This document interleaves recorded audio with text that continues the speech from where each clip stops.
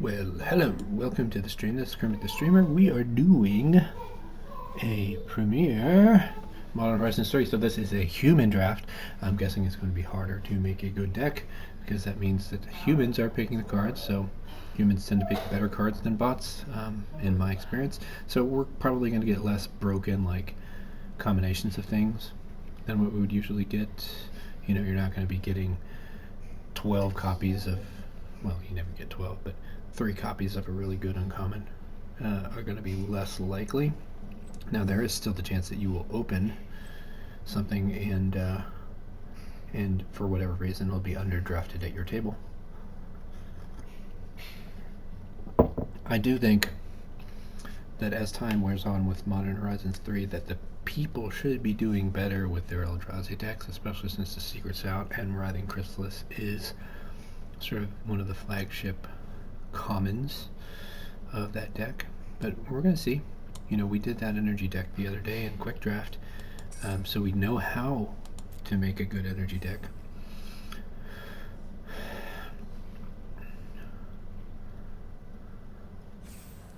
So not sure. It's going to be either Eldrazi, modified, or energy, probably in that order. But it just depends on what comes to us from the cards here. So, waiting for the seats to fill. I don't know if anybody used to play Magic, MTGO, Magic Online, the old version, but it used to have this screen where it just had a bunch of tables and a bunch of avatars sitting at the tables. It took a lot of friggin' computing power for some reason to animate that, but let's see. So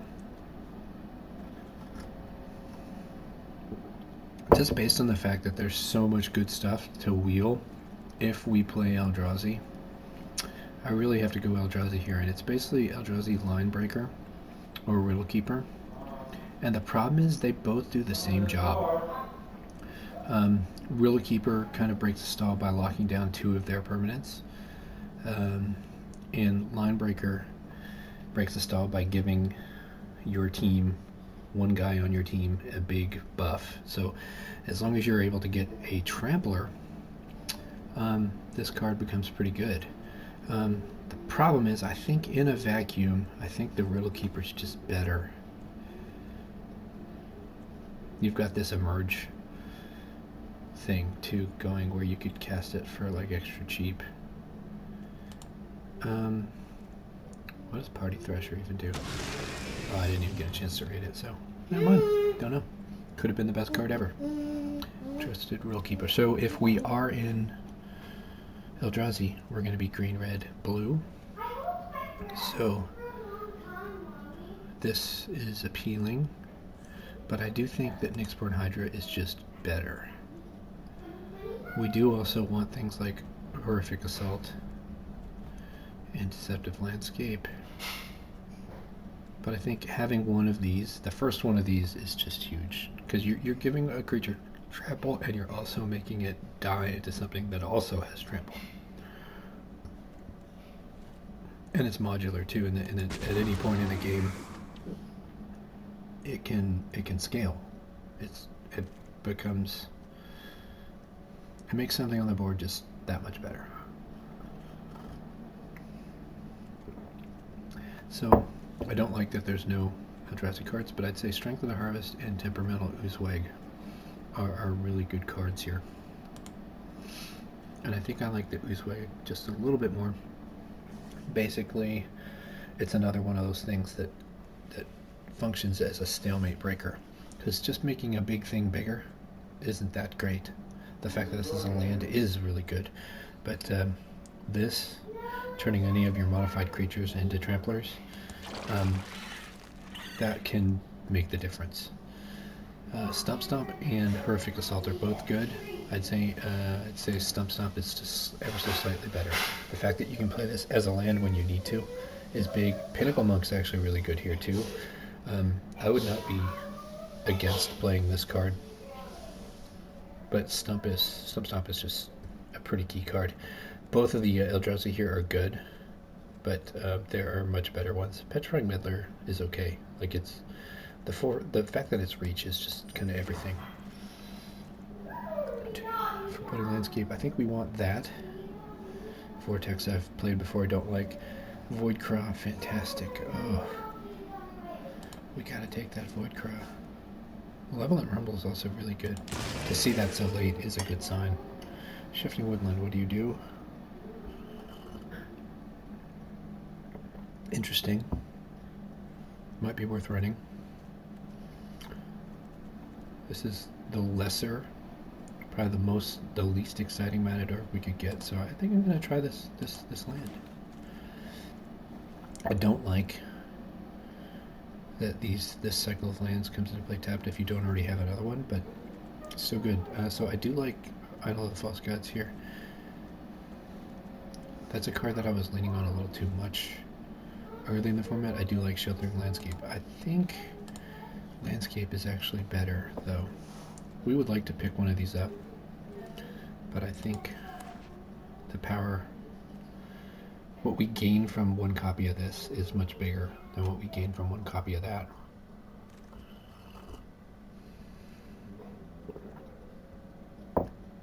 So this gets us 2 of our potential colors. I also like Demon Furrier here. I think Demon Furrier is just... Oh yeah, it's not the card I thought it was. Demon Furrier is good.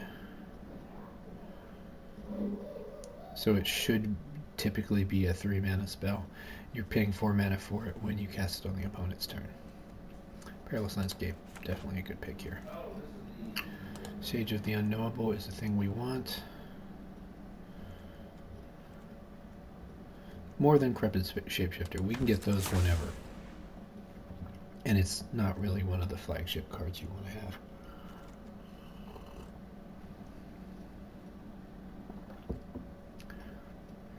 Foul Strike is fine. It probably won't make the main deck, but one of the things that you are weak to, if you do get your Eldrazi deck, is some small flyers. They can be. If you don't pick up any of the reach cards or any of the flying cards yourself, then having one of these on tap is useful. Plus you can always do the reinforce ability. If in the mirror especially, the reinforce ability can matter. I believe, yeah, you can still do that at instant speed too. So basically the way that plays out is you're attacking 2 similar Eldrazi into each other, and then you buff yours.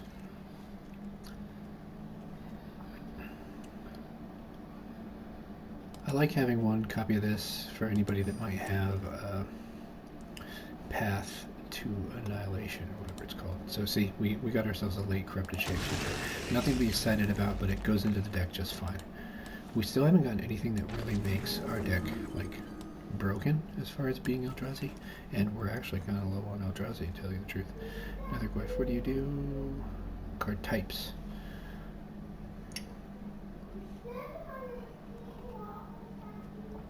For 1 mana, this is a really powerful card. Miracle's Messenger is fine. It's not exciting. Evolution Witness might be better.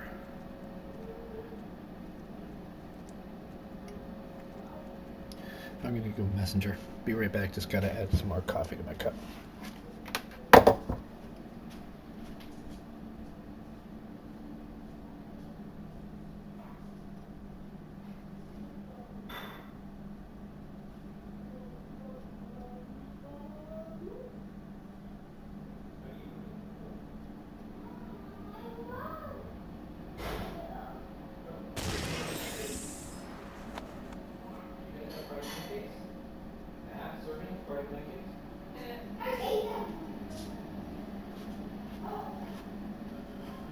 Okay, what do we have?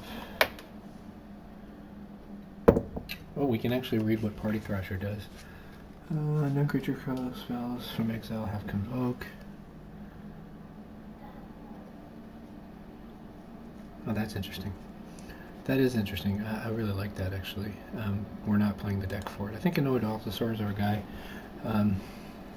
Oh no, Territory Crawler, obviously. So much better.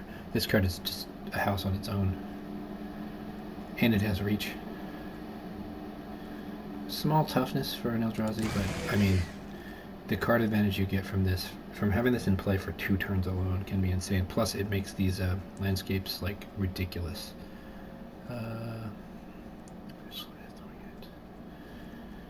So we can get our second Voidcraw. Voidcraw's pretty important. We can get another landscape.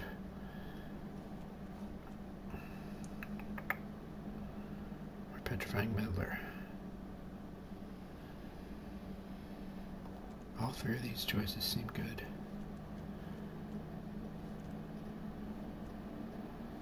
I'm gonna go for the landscape.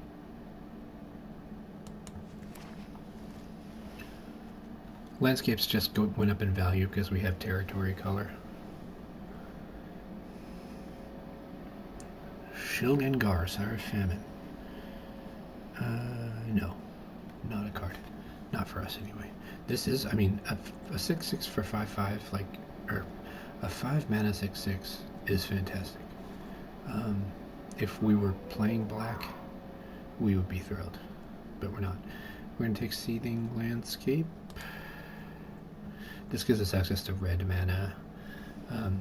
Not that we even have a need for it at the moment, but we already have 2 of these, so we as well get the thing that could give us access to red mana. Tranquil Landscape looks really good here. So does the Evolution Witness. So we've got this weird situation going here where we have a not quite so Eldrazi deck.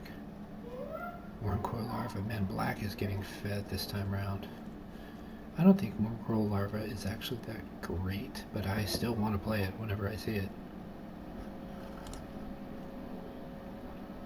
This is the card I thought we had seen earlier, Utter Insignificance. This is a good removal in an Eldrazi deck. I think the draw 3 is just ever so slightly better. Another Shifting Woodlands, eh?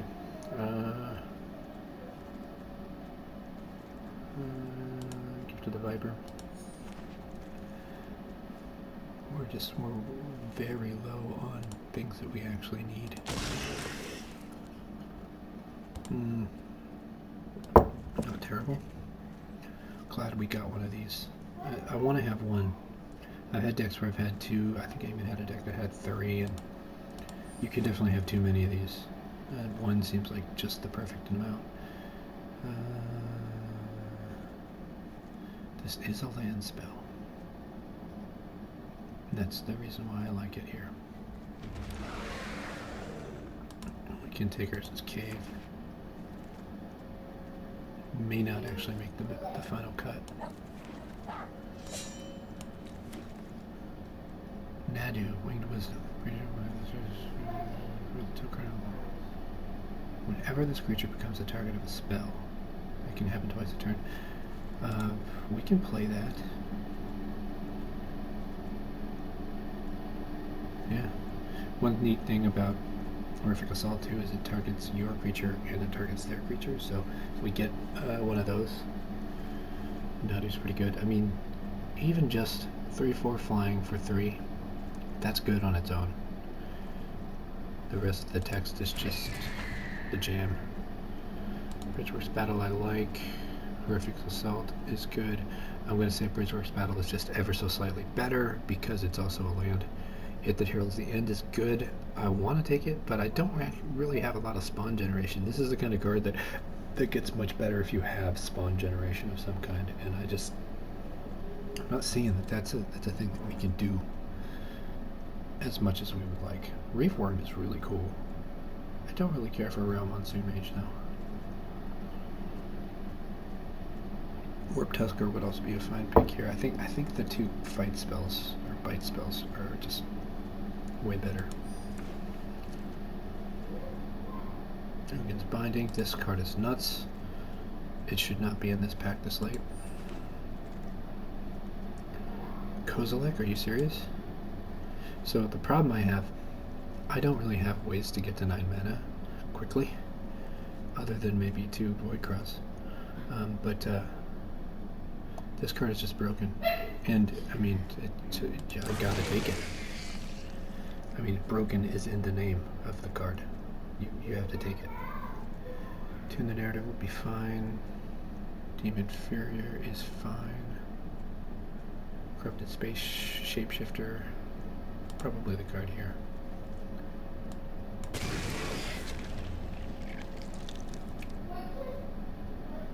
Twisted Landscape, less exciting. Wirewood Symbiote. No, we're not doing that. Sage of the Unknowable, I don't really like to have more than one. But, you know, I think third, fourth card is probably better. Deceptive Landscape, that just gives us a forest. Activates the territory color. It's still the best pick here. No, we're not really playing red at all, so we're probably not even going to play that red line. Kozilek's Unsealing is exciting here, in exactly this deck.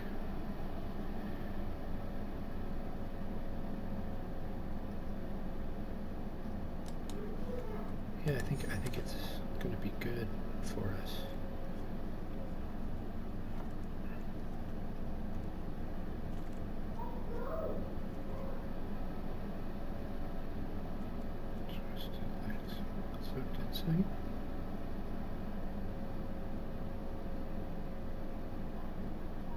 Huh. Interesting card. We can't play it, but interesting. Warp Tusker late, I'll take it.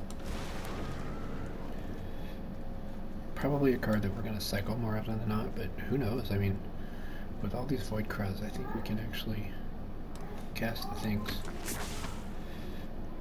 No. I have played Monstrous Vortex before, and it's just very underwhelming.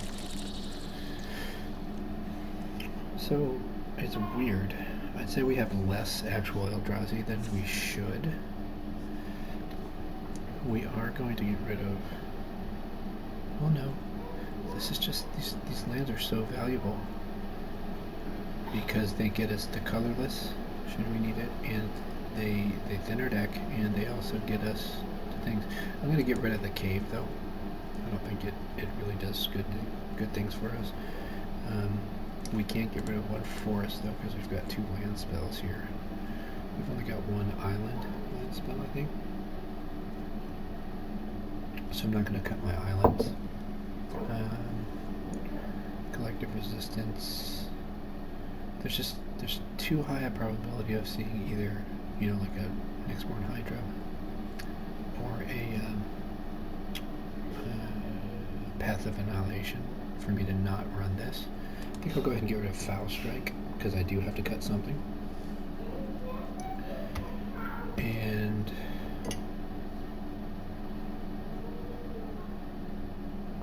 one more cut.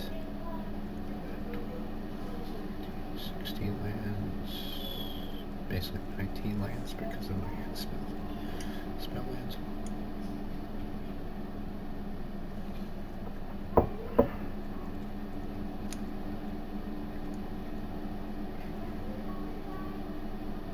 I wonder if it should be the Unsealing. It's an enchantment.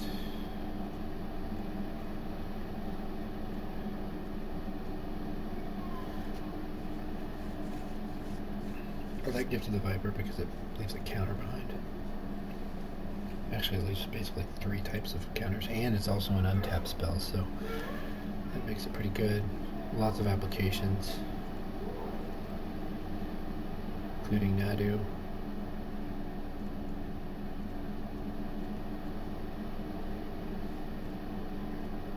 Yeah, I think we gotta get rid of Unsealing.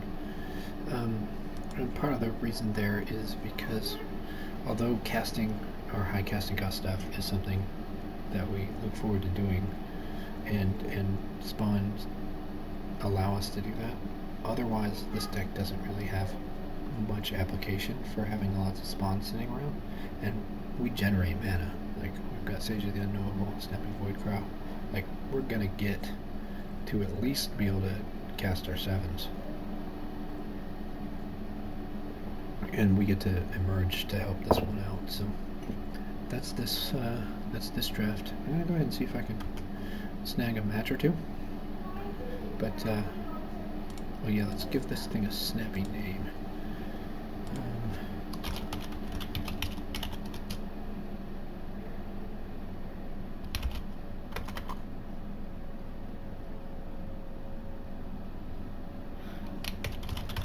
Say the two key cards, Ugin's Binding and Kozilek. This Ugin's Binding is just insane. Like the fact that I picked that up so late. Basically, anytime you're gonna play this early, you're gonna bounce something, right?